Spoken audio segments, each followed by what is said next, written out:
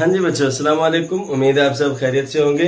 अच्छा देखें, आज हमने एक थ्योरम करने जा रहे हैं जो पेपर के हवाले से बहुत ज़्यादा इंपॉर्टेंट है और बहुत आसान सा थ्योरम है। Limit theta approaches to zero sine theta over theta, ये थ्योरम आज हम करने जा रहे हैं। अच्छा बच्चों, इसके लिए मेरे पास एक जो मैंने थीटा लेट किया एक यूनिट सर्कल के अंदर। अच्छा, सबसे पहले आप ये देखें कि आप जरूर पूछेंगे कि सर यूनिट सर्कल क्या होता है। यूनिट सर्कल क्या होता है, पहली बात तो आपको ये समझ आ जानी चाहिए। यूनिट सर्कल ऐसा सर्कल जिसका रेडियस इक्वल टू 1 होना चाहिए, जिसका रेडियस इक्वल टू 1 होना चाहिए। बेटा उसे कहते हैं यूनिट सर्कल। क्या कहते हैं? Unit circle. जी हाँ, देखिए एक सर्कल के अंदर टोटल 360 रेडियस होते हैं और हर रेडियस इक्वल टू 1 हो तो उसे हम कहेंगे कि ये क्या है, यूनिट सर्कल है। अच्छा, यूनिट सर्कल के अंदर मैंने क्या लिया, एक थीटा ले लिया। क्या ले लिया? एक थीटा ले लिया। थीटा क्या is a positive acute angle है। थीटा क्या is a positive acute angle है। अच्छा, आप पूछेंगे सर अक्यूट एंगल क्या होता है? यकीनन आपको नहीं पता होगा। बेटा अक्यूट एंगल क्या होता है? ऐसा एंगल जो 90 डिग्री से लेस हो, जो 90 डिग्री से छोटा हो, उसे हम बोलते हैं अक्यूट एंगल। और जो 90 डिग्री हो उसे हम बोलते हैं राइट एंगल। और जो 90 एंगल से 90 डिग्री से ज्यादा हो उसे हम बोलते हैं एबट्यूज, ABTUSE, एबट्यूज एंगल। तो हम यहाँ पे 90 डिग्री से छोटा एंगल ले रहे हैं, उसे हम कहते हैं एक्यूट एंगल। ये है थीटा हमारे पास, ठीक है ना बेटा। तो अब मैंने आपसे कहा था हम एक तो थीटा ले रहे हैं और दूसरा हम क्या ले रहे हैं, suppose a unit circle with centre O, जिसका सेंटर क्या है, O है। तो अब हम क्या करते हैं, ड्रा द टेंजेंट लाइन। क्या ड्रा करते हैं? Tangent line. जरूर आपको टेंजेंट लाइन के बारे में नहीं पता। टेंजेंट लाइन क्या होती है? सर्कल के ऊपर एक सीधी लाइन ड्रा करना, बिल्कुल परपेंडिकुलर, बिल्कुल स्ट्रेट, जो सर्कल को एक पॉइंट पे टच करे। जैसे मैंने सी से लाइन ड्रा की और वो कहां पे आकर टच कर रही है, बी के ऊपर। तो ये बी सी क्या है, टेंजेंट लाइन है। किसके ऊपर? सर्कल के ऊपर। कौन से पॉइंट पे? बी पॉइंट पर। समझ आ गई? बी सी जो लाइन है ये टेंजेंट लाइन है किसके ऊपर? सर्कल के ऊपर। कौन से पॉइंट पे? बी पॉइंट पर। तो मैंने ड्रा की, draw the tangent line B C at B. अच्छा, एक और चीज, ड्रा द परपेंडिकुलर। आपको बड़ा मैंने बार बार बताया कि उल्टा टी परपेंडिकुलर होता है और परपेंडिकुलर क्या होता है, वर्टिकल लाइन। वर्टिकल लाइन क्या होती है? जो स्ट्रेट हो और जिस पॉइंट पे मिले वहां पे जाकर 90 का एंगल बनाए। क्या बनाए? 90 का एंगल, उसे हम बोलते हैं परपेंडिकुलर। और वो लाइन क्या होनी चाहिए? स्ट्रेट होनी चाहिए। तो ड्रा द परपेंडिकुलर AD, ये A से D लाइन ड्रा की, A से D लाइन ड्रा की। कहां पे? On x axis. इसके ऊपर? एक्स एक्सिस के ऊपर। समझ आ गई बेटा? ये देखें, फिर मैंने क्या किया, now join A with B to form the triangle OAB। ये एक ट्राइंगल बन गई OAB। सो देखिए, मैंने यूनिट सर्कल लिया तो OAB रेडियस है, OBB रेडियस है, तो हमने रेडियस इक्वल टू 1 लिया। रेडियस इक्वल टू 1 लिया।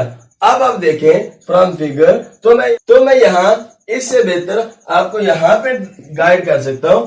ये मेरे पास देखिए OBC, मैंने एक बहुत बड़ी सी एक ट्राइंगल बना दी। तो अब मैं इसी डायग्राम को यहाँ पे थोड़ा सा आपको समझाने की कोशिश करूंगा, उसके बाद आपका थ्योरम हो जाएगा। अब देखें कैसे हम करते हैं। तो हमारे पास एक ट्राइंगल है OBC और यहाँ पर एक पॉइंट है A, जैसे ये था। A से मैंने एक लाइन ड्रा की AB, तो ये बन गई OAB एक ट्राइंगल, और एक AD परपेंडिकुलर ड्रा किया था। ये लाइन सर्कल की कर्व है, ये वाली। ये लाइन क्या है? सर्कल की कर्व है। तो मैंने ये लाइन जो है इसको कर्व की शक्ल बनाई। तो अब देखिए, अब यहाँ पे क्या होना है, तो ये देखें, ये जो ट्राइंगल है, पहले मैंने इसका एरिया लिख दिया OAB, यानी ये सारा शामिल होगा। तो मैंने लिखा एरिया, ए पास area, area of triangle O A B, area of triangle O A B. अच्छा अब देखें सेक्टर क्या होता है। अब आप पूछेंगे सर सेक्टर का हमें तो नहीं पता, तो मैं आज आपको सेक्टर के बारे में बताने जा रहा हूं। देखिए मेरे पास ये है एक सर्कल, सपोज मेरे पास क्या है, एक सर्कल। तो मैं क्या लेता हूं, सर्कल के अंदर दो रेडियस, क्या लेता हूं, दो रेडियस। तो ले लिए मैंने दो रेडियस, तो अब क्या बन गया सेक्टर। कैसे, सेक्टर में दो रेडियस और एक आर्क होती है, ये वाली। अब आप पूछेंगे सर आर्क का हमें कोई पता नहीं, कॉस का हमें कोई पता नहीं है। बेटा दायरे का कुछ हिस्सा, दायरे की बाउंड्री का कुछ हिस्सा ले लें, दायरे की बाउंड्री का कुछ हिस्सा जब आप लेंगे तो वो बन जाएगी आर्क। क्या बनेगी, आर्क बनेगी। तो ये बन गई आर्क। जब ये दोनों चीजें, दो रेडियस और एक आर्क आपस में मिले, तो जो दरमियान वाला हिस्सा है, तो ये क्या हो गया, ये सारे का सारा आपका सेक्टर बन जाता है। क्या बन जाता है, कोन की शक्ल इख्तियार कर लेते हैं। जैसे कोन नहीं होती जो आप खाते हैं, जो कोन आप खाते हैं, तो वो तो सेक्टर ही होता है दायरे का, एरिया से। अच्छा तो मैंने देखा ये वाला जो हिस्सा है ना सेक्टर में से, ये एक आगे कॉस आर्क, ये, और ये बन गया एक रेडियस ये वाला, और एक रेडियस बना ये वाला। तो इसका ये दरमियानी हिस्सा, तो देखिए ट्रायंगल है यहां तक। चले मैं थोड़ा शेड कर देता हूं। ये एरिया है ओ ए बी ट्रायंगल का, लेकिन ये वाला हिस्सा सेक्टर में क्या आ गया, ज्यादा। सेक्टर में क्या आ गया, ज्यादा हिस्सा आ गया। तो मैं लिख सकता हूं area of triangle O A B less than area of sector. मेरे ख्याल में बच्चों आपको ये समझ आ गई। उसके बाद बेटा क्या होगा, ये सबसे बड़ी ट्रायंगल, ये हिस्सा तो बिल्कुल ही नहीं है इसमें सेक्टर में, तो सेक्टर में ये वाला हिस्सा तो बिल्कुल ही नहीं है। तो फिर इसका मतलब ट्रायंगल ओ बी सी सबसे बड़ी होगी। तो मैंने लिख दिया एरिया ऑफ सेक्टर भी किससे बड़ा है, छोटा है, एरिया ट्रायंगल ओबीसी। बस अगर ये बातें आपको आगे समझ, तो समझ हो गया आपका थ्योरम। अब तो कोई मसला ही नहीं है।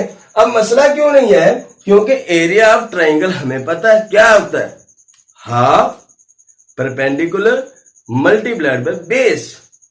क्या होता है, half perpendicular multiplied by base. मुझे बताओ याद है, आप लोगों को भी याद होना चाहिए। तो यहाँ पे area of triangle A B O A B ले लें, तो ये आ गया परपेंडिकुलर, ये क्या आ गया, परपेंडिकुलर, और ये क्या आ गई,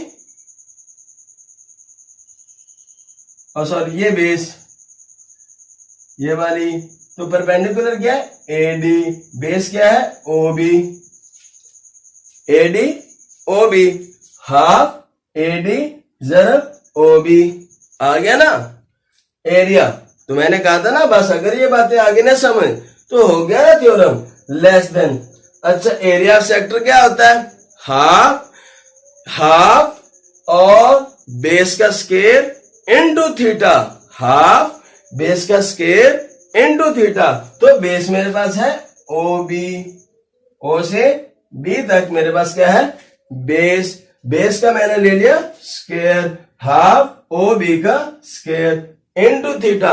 अच्छा एरिया ऑफ ट्रायंगल, अच्छा बेटा वो तो समझ आ गई कि ये तो आपका हो गया परपेंडिकुलर बी सी, और ये हो गया O B base, perpendicular multiplied by base. साथ जरब देना पड़ेगा ना हाफ को, तो ये देखिए मैंने हाफ को जरब दे दिया, ओ बी जरब बी सी, बस।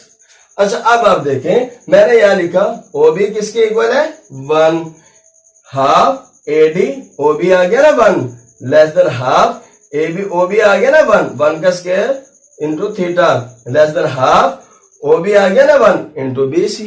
अब देखें हाफ ए डी बचा, हाफ थीटा बचा, क्योंकि 1 का स्क्वायर 1 होता है, हाफ बी सी बचा। तो मैंने कहा ना अभी इसको कहते हैं ना इक्वेशन 1, क्यों बना, या मैंने इसे मांगी कीमत, तो इसने कहा खबरदार मैं आपको कैसे कीमत दूं जब मुझे आप एडी की वैल्यू नहीं दे रहे और बीसी की वैल्यू नहीं दे रहे। तो मैंने उसने कहा मैं तो आपको कीमत नहीं दे सकता। मैंने कहा चलो यार ठीक है, मैं क्या करता हूँ, ट्रायंगल ओ ए डी की मिन्नत करता हूँ और ट्रायंगल ओ बी सी की मिन्नत कर लेता हूँ। मैंने इन दोनों की जाकर मिन्नत की, यार मुझे कुछ ना कुछ दे दो, मेरे पास एक मसला है वो हल नहीं हो रहा।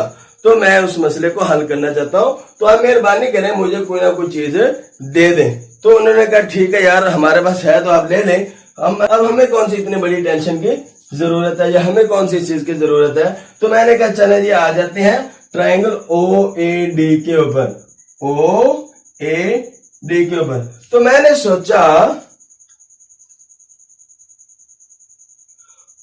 सोचा अब क्या किया जाए, साइन थीटा लिया जाए, कॉस थीटा लिया जाए, टेन थीटा लिया जाए।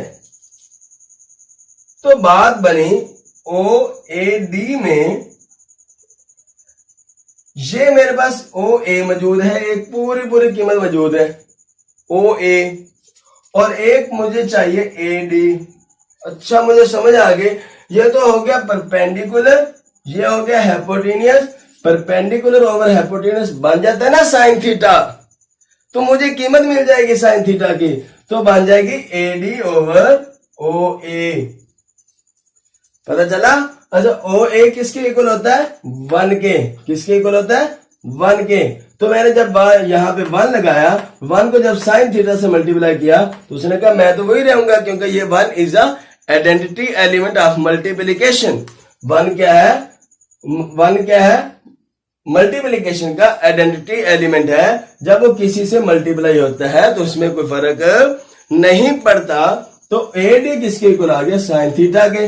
तो मुझे ए डी की कीमत मिल गई। अच्छा मैंने कहा चले यार, अब मैं चला जाता हूँ ट्राइंगल ओ बी सी के पास, उससे मैं मदद मांगता हूँ। तो जब मैं उसके पास गया तो उसने कहा भाई आप लेने की कीमत कैसे ले सकते हो। तो मैं सोचने पड़ गया ये क्या हुआ, मैं कौन सी कीमत ले सकता हूँ। तो मुझे याद आया कि बी सी तो मुझे चाहिए, तो हो गया परपेंडिकुलर, और ओ बी मेरे पास है पूरे का पूरा। तो मैंने कहा चले भाई ये तो बात ही बन गई, मैं ले लेता हूँ tan theta perpendicular over base, tan theta perpendicular over base. Perpendicular है बी सी और बेस है ओ बी, ओ बी क्या है 1। फिर वही बात कि 1 इज अ मल्टीप्लिकेटिव आइडेंटिटी, जब वो टेन थीटा से होगा ज़रब तो रह जाएगा टेन थीटा, तो क्या बन जाएगा बी सी। मुझे मिल गई ना बी सी और ए डी की कीमत। मैंने कहा ये ले, इक्वेशन 1 से कह दिया ले कीमतें। तो उसने क्या किया, half sine theta less than half theta less than half B C की जगह लगा दिया टेन थीटा। अच्छा मुझे जब मैंने थ्योरम को देखा तो उसने कहा मेरे पास तो मुझे चाहिए 1। तो मैंने कहा भाई मुझे तो 1 चाहिए। तो फिर मैंने क्या किया, यहाँ पे आसानी से 1 आ सकता था, क्योंकि टेन थीटा को मैंने आपको कई दफा बताया, फर्स्ट ईयर में तो बार बार बताया है, आप जो है टेन थीटा को साइन थीटा और कॉस थीटा में कन्वर्ट करने की कोशिश करें। जब आपसे साइन थीटा की बात की जाए या कॉस थीटा की बात की जाए तो टेन थीटा पे तो मैं डिवाइड करने वाला नहीं हूं, तो मैं आराम से साइन थीटा। तो मैंने क्या किया, 2 बटे में है तो 2 ऊपर होना चाहिए, साइन थीटा ऊपर है तो साइन थीटा नीचे होना चाहिए, इससे कर दिया ना मल्टीप्लाई सबको। तो मैंने जब 2 ओवर साइन थीटा से इसको मल्टीप्लाई किया, फिर इसको किया, फिर इसको कर दिया, सबको कर दिया। अब होने वाला क्या है, ये 2 से 2 भागने वाला है, ये साइन थीटा से साइन थीटा भागने वाला है, सिर्फ 1 बचेगा, और यहां से 2 से 2 भागने वाला है, थीटा ओवर साइन थीटा, तो यहां 2 से 2 भागने वाला है। तो मैंने लिख दिया ना टेन थीटा को sign theta over cos theta, over में आ गया ना साइन थीटा से साइन थीटा कैंसिल हो गया। अब क्या बचा, 1 less then theta over sign theta less then 1 over cos theta. तो हमें जो प्रूफ में चाहिए वो है साइन थीटा ओवर थीटा। जब मैं इसको उलट करूंगा तो मुझे रेसिप्रोकल लेना पड़ेगा। जब भी मैं रेसिप्रोकल लेता हूं तो याद रखिएगा, जब हम किसी नेगेटिव नंबर से मल्टीप्लाई करते हैं या रेसिप्रोकल लेते हैं तो इन इक्वालिटी की अलामत चेंज हो जाती है। तो पहले लेस देन थी, अब क्या होगी ग्रेटर देन, तो क्या हो जाएगा 1 greater than this and this greater than is cos theta. तो हम इसको लिख सकते हैं cos theta less then sign theta over theta less then 1। इसके बाद हम क्या करते हैं, लिमिट अप्लाई करते हैं, limit theta approach to 0, limit theta approach to 0 cos theta, और इसके साथ लिमिट लगा दी, इसके साथ लिमिट लगा दी। जब मैंने इससे बात की तो इसने कहा खबरदार मेरे नजदीक आ गया।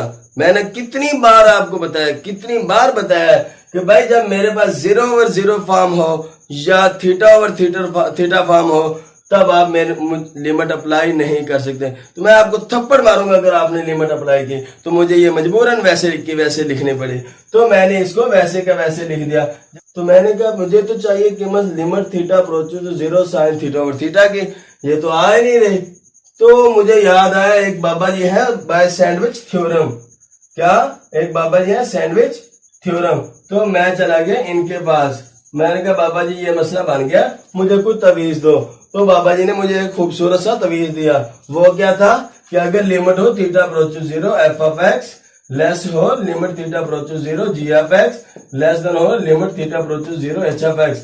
बाबा जी ने क्या किया, इस तवीज के ऊपर लिमिट अप्लाई की। तो कोई कांस्टेंट नंबर, सपोज वो 10 हो सकता है, वो 20 हो सकता है, वो 15 हो सकता है, कुछ भी हो सकता है। तो जब उसने आखिरी तवीज पर लिमिट अप्लाई की तब भी आंसर वही मिला जो पहले मिला था। उसने कहा बेटा बात यह है कि जरूरी है इसका, क्योंकि तीनों इकट्ठे बने हैं तो इसका असर भी वही होगा जो इन दोनों का हुआ, तो इसका जवाब भी उतना ही आएगा। मैंने कहा बाबा जी, मैं तो बड़ा खुशी से गया, भागा गया। मैंने कहा बाबा ये तो मसला ही हल हो गया। तो मैं जब यहाँ पे पहुंचा, मैंने कहा जब इस लिमिट के पुट करने से 1 आया, इस लिमिट के पुट करने से 1 आया, तो इसके पुट करने से भी 1 ही आएगा। बस ये तो थ्योरम है। उम्मीद है बच्चों आपको बिल्कुल समझ आई होगी। बाकी इंशाल्लाह अगर आपको ये समझ ना आए तो आप मुझसे जरूर पूछिएगा। लेकिन जो मैं वीडियो जब अपलोड करूंगा तो जो बच्चे ऑनलाइन वाले हैं, अगर उनको कोई मसला हो तो मुझे जरूर जो है कमेंट बॉक्स के अंदर बताइएगा, और आज के लेक्चर के बारे में बताइए कि कैसा है। ओके, अल्लाह हाफिज।